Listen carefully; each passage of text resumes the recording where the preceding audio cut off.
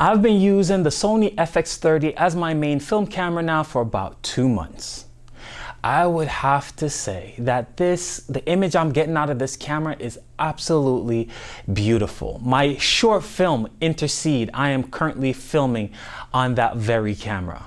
The only problem is when I pair this camera with my Sony G Master 35mm lens, it's a bit too sharp. Now, what do I mean by too sharp? Now, if you take a look at some of your favorite films on television or in the theaters, if you just zoom in just a little bit, you'll realize that the image is not as sharp as what you'd get from a photograph.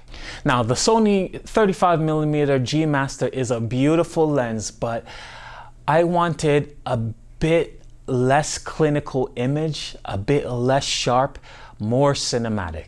So on my short film Intercede, I decided to pair this lens with a Canon F1.8 filter, a Black Pro Mist filter. Now the filter was able to lessen the contrast, add a little bit of bloom to the highlights, and give it a much more vintage look.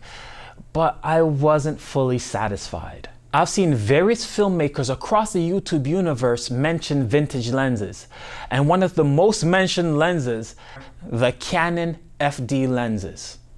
I picked up this bad boy, the 35mm 2.8 Canon FD off of eBay for roughly about $100. Now I have it paired here with the KNF FD to E mount adapter, and I tried it out on my Sony FX30 and filmed a short sequence around it.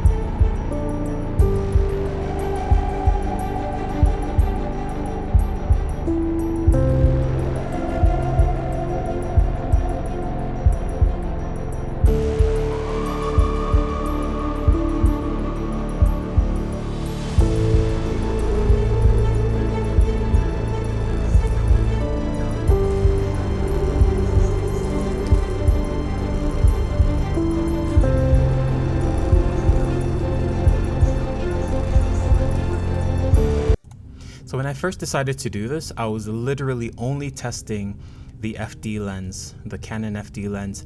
And then it was afterwards that I thought, well, maybe I should compare it to my Sony 35. I honestly wasn't even planning on doing a video, but since I have the footage, I figured I'd put it together for you guys to be able to see some of the differences.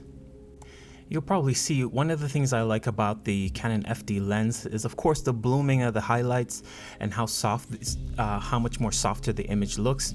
It's not as contrasty as the Sony lens. I mean, you can just look at the basket on the left-hand side and you can see a clear indication of how contrasty the Sony lens is compared to this vintage Canon lens.